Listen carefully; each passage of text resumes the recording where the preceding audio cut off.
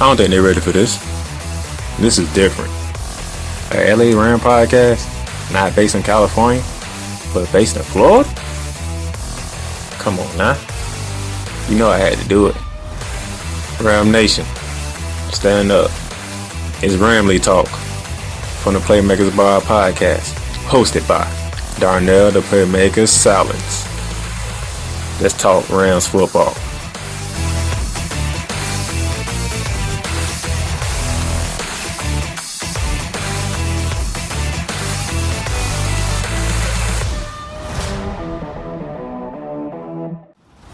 Ladies and gentlemen, Ram Nation, what's going on? I'm happy to do my second episode of Ramily Talk with you guys on today. Should have been a third one, but a lot of things happened last week, so I didn't get to do it. Apologize for that. But nevertheless, we're gonna do what I supposed to do last week, and I'm doing this week. We're gonna bind it together to make this episode 2. So as always, we're gonna talk about Hard Knocks. We're gonna get into the schedule. And we'll do a little deep dive in our division of the NFC West. So without further ado, let's go ahead and dive into what's been going on Hard Knocks. I'm enjoying Hard Knocks. I'm not gonna lie. Hard Knocks is very enjoyable right here, right now. Looking at the team, the LA teams, both LA teams, they are working hard. They are doing every precaution to keep all the players safe and healthy during this pandemic. But looking at the Rams for us, I'm liking the storyline that we're going on with Clay Johnston. We saw him, we was introduced to him in the second episode, scrimmages and walkthrough, stuff like that. He's excited. He's an exciting guy. He loves the game of football, as everybody does, but you can feel his enthusiasm about it. Even in the walkthroughs, and then in episode 3, they did a scrimmage, and he finally got on the field. And they show a lot of not good, so good spots, and he got a tackle. There was like a third and short type thing, and he made a good solo tackle to stop the offense, which was good to see. It's gonna be interesting to see if this guy can make it. 7th-round draft pick for us. I want to know, can he do enough to make the team? Can he do enough not to get cut? On the other side, on the same side, on the defensive side, we got to look at Juju Hughes, a safety for us that was undrafted. Love the damn toothpick.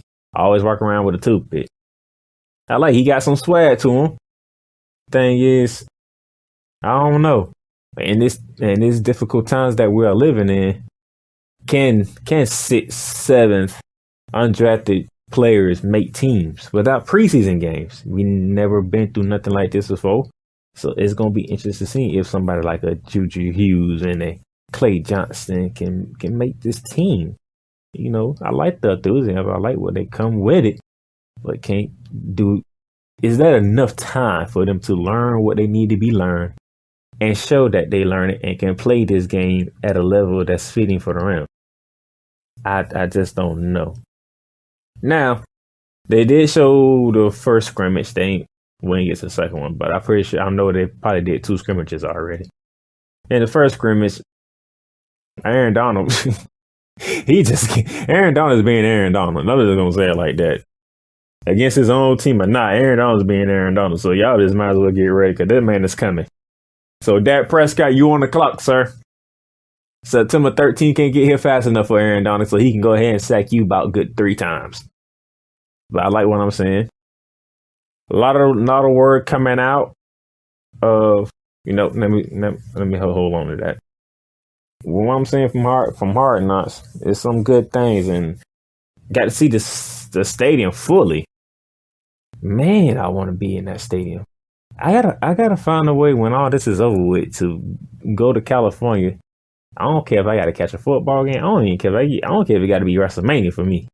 I would come there for WrestleMania, and I know WrestleMania's supposed to be the next go around, which would be 2021. We'll see if that still happens. But I gotta go to SoFi Stadium. I got to go to SoFi Stadium. I have got to be inside this stadium. I got to see it. I got to see it for myself. I don't care what I gotta do. I don't care if I gotta pray to the God himself 50 million times before I go. I gotta go to SoFi Stadium to see a Rams game. Period. Seeing it on hard, it don't do me no justice. I have to see him. I gotta see the stadium. I got to. Anyway, now just to take away hard knocks. Not that I got through hard knocks. Let's switch to what I was finna say. A lot of news, a lot of notifications coming to my phone about how good the offense is looking, especially Vance Jefferson. Last time we talked, I talked about the defensive draft picks that we had. Vance Jefferson, wide receiver, Florida, one of the top pure possessions receiver in the draft. Some draft experts say he had the best hands in the draft. I know this for a fact because I am a Gator fan. I have watched Vance Jefferson for I think it's 3 years he been there. Or 4 years he been there. No, he was there 4 years. He was a senior this past season. The man can catch the ball. The man can run routes. So we already knew about Robert Woods route running ability. We already knew about Cooper Kupp route running ability. We knew about their catching ability. You just added another one to the group who can run routes and catch the ball, possess the ball.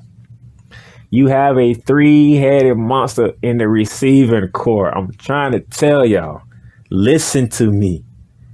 Robert Woods, Cooper Kupp, Vance Jefferson as your 3 receivers. You can get first downs. You can move the chains. You don't have to worry about, oh man, it's third and medium, third and long. You have 3 guys who can run crisp routes and possess the ball. I knew going in when I seen Van Jefferson was drafted by the Rams, I jumped for joy. I'm like, yes, we got another one, because that guy can play the game of football. That guy is a receiver. He not gonna be flashy. He not gonna do nothing flashy. He gonna run his route. He gonna run it to a crisp, and you gonna hit him every time. That man is that good. So yes, that was a good draft pick. Another draft pick that I'm good with was drafting Cam Akers, running back from Florida State. Now, Florida State had some tough times when he was there, but he wasn't the problem. He was nowhere near the problem. He was trying to be one of the solutions because of the way he ran the ball at Florida State. You hate it every time he touched the ball. He's like, somebody please get this man down. Because if you don't get this man down and he break a tackle, he could be going to the crib for a touchdown. That's how good he is. He got speed. Now he at the NFL level, he might have to put on some more weights because, these guys are beasts on the defensive side. So you probably won't be able to break the tackle like he used to, like he was at Florida State, because Florida State didn't really have offensive line, so he had no choice but to break tackles.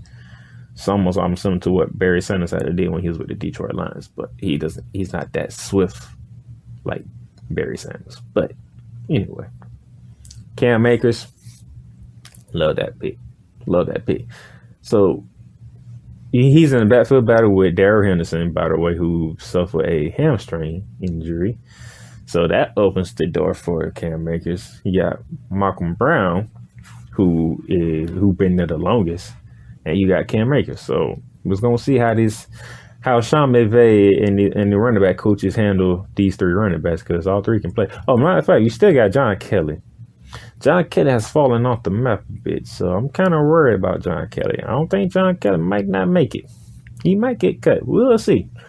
But it's really between Malcolm Brown, Darrell Henderson, even though he has a hamstring injury, and Cam Akers for the running back position, trying to replace Todd Gurley. That's going to be a battle to look at. Offensive line is doing good. We got to, work on the pre-snap penalties, but it's going to happen when you've been off for so long and you're trying to get back in shape and you're trying to get back into football mindset. Pre-snap penalties is going to happen. And now the fact you don't have preseason games is really going to be difficult because you're not in a real game situation. So pre-snap penalties is pretty much going to happen. There's no way around it. So if we can work through that and get through them pre-snap penalties, the offense should be good because the line's looking decent. That's one of the questions everybody had going in. How does the line look? The lines look pretty decent, even though it's against our defense. And our defensive line is probably one of the best defensive lines in the league, especially with Aaron Donald, Michael Brock is leading the way. Now, we'll work that out. We'll get things going. One thing I didn't mention about Hard Knocks was on episode 2, we got to look. Jalen Ramsey was looking for a house, and they did an open house on this big behind house, this all technology house. Like this, you got a technology of pictures on the wall of him and his kids already. It's like, wow. You got this big behind chessboard outside the house. The pieces are just as tall as you and big as you. Playing real life chessboard, and it's a big behind house in a very large area. But I gotta admit, California, Los Angeles is a big place, to say the least. So let's do what you gotta do, man. Get that man Jalen Ramsey his money. Whatever y'all gotta shape it out, how many years, it don't matter. If you gotta do 5-6 years to stretch it out, do that. But give the man his money. Let that man stay in LA. He wants to be in LA forever. He wants to be around forever. He enjoys the culture that we have in LA. So pay the man, get the man his money. You already got Aaron Donald signed up. You already got Jared Goff signed up. We got to work on Cooper Kupp and Robert Woods, but that would be done. Give Ramsey his money. Let our cornerstones on defense be here for the long haul. That's all I got to say on that. Now, what else do I need to get into before let's get into our NFC West Division. So we already know the San Francisco 49ers won the division. They won the NFC because they was a representative for the Super Bowl, and they lost to Kansas City. Pretty much like how we did 2 years ago. We won the NFC West. We won the NFC, and we lost to the New England Patriots in the Super Bowl. So the NFC West is the ones that's to be producing the winners out of the NFC. Only thing we got to do is win the damn Super Bowl now. The last time the NFC West had won the Super Bowl was the damn Seattle Seahawks when they pretty much slapped around the Denver Broncos. But Seattle has been to the Super Bowl twice. We've been once, and San Fran has been there. So just within the 2010s on up to where we at now, we've been there about four times. So it's good to see that the NFC West is becoming the toughest division in the NFL. So with the San Francisco 49ers, you already know, Coach Kyle Shanahan, Jimmy G, they lost Mike Breida, but they went long term with Raheem Mostert. They still got Tevin Coleman. They lost Emmanuel Sanders over to the New Orleans Saints, so Kendrick Bourne will be one of the guys to step up. Of course, Deebo Samuel, as always. They gave George Kittle an extension, so they got their main pieces there. So we got to continue with these guys again. Now on the defensive side, they still got their defense for the most part. Got to deal with that tenacious defense. It's gonna be hard trying to dethrone the San Francisco 49ers. It's gonna be an uphill battle. It's gonna be a challenge. We will see the San Francisco 49ers win week 6. So when I get to talking about the next 8 games of the schedule, we will have it, and I'll tell you how we'll do against the 49ers. Matter of fact, since I didn't do nothing last week, I'm gonna do the next 8 games. So we'll see the 49ers twice in that stretch. We'll see the Seahawks and the Cardinals once in that stretch. And we have 3 primetime games in that stretch too for them 8 games that I'm going to talk about and preview, which is going to be interesting to see. But hey, this is the schedule that they gave us. We're going to pray that we can make it through this pandemic and get through all these games. So now I say I ain't gonna keep y'all long, but I'm gonna dive into Seattle real quick. Seattle Seahawks, the team that came in second place, was a wild card team. They took care of the Eagles and they lost in the division round. I forgot who, but nevertheless, Seahawks. You already know when you come to Seattle, it's Russell Wilson, Pete Carroll, Bobby Ratner, and the crew. DK Metcalf's coming in the year 2. Just gonna see how well he developed. You still got Tyler Lockett. You still got Chris Carson, who's coming off a hip injury. So we'll see if he'll be ready for the season starts. You working on your defense. You're trying to get your defense right. Defense, they picked it up in the last bit of the season, but can they keep it going now? Now there's a new season. We're gonna see with Seattle. Seattle, they traded and got Jamal Adams from the Jets, and I was when I seen that trade, I just fell out my chair. Like, why does the damn Seahawks always coming up with the big name players? Why are they always trying to get the big name players? I need Seattle to stop. We are sick and tired of y'all. Every time somebody's cut or every time somebody's available, y'all come in out of nowhere and pick that person up. Matter of fact, since y'all got Jamal Adams, y'all leave Antonio Brown alone. I don't want to hear Antonio Brown name and Seattle in the same sentence. I don't. I don't want to hear Seattle and Davion Clowney in the same sentence. I don't want to hear none of these good players and Seattle behind it. I'm sick of y'all. I'm tired of it. Go to the Pacific Northwest and stay there. Damn it. Y'all got y'all Super Bowl. Get out of here. Y'all been to 2. Should have had 2 Super Bowl rings, but we ain't going to talk about that. Tom Brady. Nevertheless, now we got 8 games to talk about. Let's see how these 8 games going to go for us. When I left y'all, we was 3-1. We was going to beat the Dallas Cowboys in week 1. We was going to lose to the Eagles in week 2, beat the Buffalo Bills week 3, and beat the Giants in week 4. Let's get to week 5. Week 5, we had the Washington football team. Yeah, we had that team that can't come up with a nickname, man. It's a long process, stuff like that. But should have been changed the name, man. You should already had a name replaceable because you knew the fire was going to keep burning for you to change the name. But that's Daniel Snyder. Yeah. Before I get into the prediction, let me shout out to Ron Rivera, who has been diagnosed with cancer. Prayers go out to him, and if anything happens, Jack Darrell will fill it in as the head coach if Ron Rivera has to leave for any period of time. So prayers go out to you, Ron Rivera. Hope that you kick cancer's butt and you'll be good to go in good health, sir. Now to the prediction. New coach, new regime. Alex Smith has finally come back. He's been clear. Shout out to Alex Smith, man.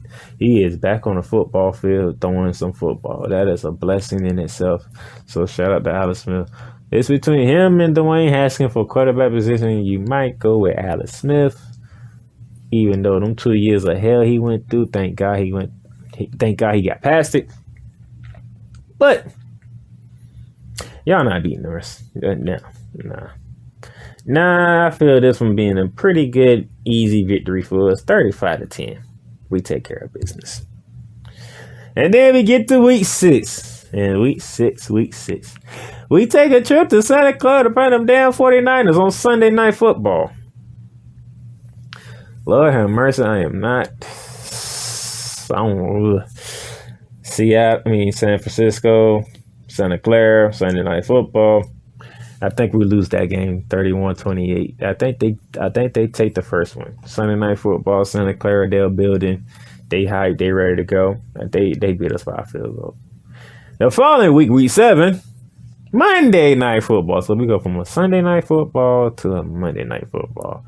Primetime show loves LA, huh? Monday Night Football, the Chicago Bears come on down to the Los Angeles area in SoFi Stadium.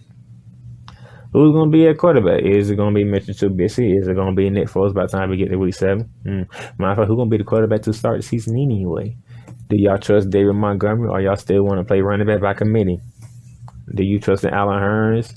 Do you want to do that? I believe y'all got Jimmy Graham. Y'all got one tight end. Y'all got a tight end. I think it's Jimmy Graham. Do y'all believe in him? Even though y'all lost Trey Burton. And we'll beat Chicago 24-17. We'll take care of business. I give respect to that defense. That defense going to try to keep them in the game. But 24-17, we beat Chicago. And then it's week 8, the Miami Dolphins. We're going to the South Beach, ladies and gentlemen. Shouldn't be a problem because the Rams stay in California, so just as much of a distraction that it is in Miami, so they should be able to handle that. Will it be Ryan Fitzpatrick? Will it be Tua Tagovailoa? I'm trying to see. I believe it's gonna be Ryan Fitzpatrick because I don't think they want to take that chance on Tua Tagovailoa just that yet. So we're talking about halfway through the season. Yeah, I see us taking that one. 34-24. So through the first 8 games, halfway through the season, I see a 6-2 right there. Only losses come between the San Francisco 49ers on Sunday Night Football and the Philadelphia Eagles, who have beaten us 7 straight times, which I didn't know until I looked it up. So they beat us 7 straight times. They might go ahead and make it 8 because it's in Philly. All right, week 9 is a bye week, so we're halfway through the schedule. Week 9 is a bye week. Boys get to sit back, relax. Look at, evaluate what it look like, what needs to change, what needs to work. And then we get to week 10. SoFi Stadium, first meeting with the Seattle Seahawks. Now, we have been owning the Seattle Seahawks for the past couple of years. Now, we split last year. I only probably split last year because Greg Zuerlein missed a game-winning field goal in Seattle. Just right. So, yeah. But we have beaten them, I think, 4 out of the last 5 times. We have beaten them. Let's not forget about that year when we swept both meetings and gave them the ass whooping of a lifetime at Central Link Field. Todd Gurley had 3 TDs on that day. Aaron Donald was just harassing Russell Wilson and stuff like that. But, hey, good times, but that probably won't happen again. But first meeting at home, Seattle Seahawks. I'll take a dub. I'll take it 38-32. 38-32. I'll take that one. We'll win that. And then it's week 11. Monday Night Football at Tampa Bay. Week 11. We got to play that goddamn goat over quarterback and Tom freaking Brady. By this time, week 11, ladies and gentlemen, we will know what kind of team we have. And by this time in week 11 against the Tampa Bay Buccaneers, Tom Brady, Bruce Arians, and the Tampa Bay Buccaneers will know what kind of team that they got. So now you're talking about Tom Brady, Mike Evans, Chris Godwin, Rob Gronkowski, O.J. Howard, Cameron Brake. Tom Brady has targets for days. We got targets for days too. Jared Goff has running backs like Cam Akers, Malcolm Brown, Darrell Henderson, Robert Woods, Cooper Kupp, Josh Reynolds, Vance Jefferson, Gerald Everett, Tyler Higbee. It's going to be up to the defenses. One defense for Tampa Bay is led by Shaq Barrett. On our defense is led by Aaron Donald. Defense going to end up winning this game by making a play or two. And it's on Monday Night Football, which means, look here, I'm going to be up looking for this game. So, at Tampa Bay, I'm tired of losing to Tom Brady. I'm tired of getting beat by Tom Brady. And matter of fact, last time we played Tampa Bay, they put up a 50 burger on us in our own building. Even though that was Jameis Winston last year, this is Tom Brady this year. I'm still feel pissed off. I hope when week 11 get here, I want Sean McVay to put that tape on there. See, look at this defense. How many points did these boys score? They scored a 50 burger on us in our own building. What kind of message? If y'all don't go in the goddamn temple, punch these boys in their mouth, knock that old behind 41, 42-year-old Tom Brady around, and let him know your days are numbered, your days are over. I know something. 31-30, we win.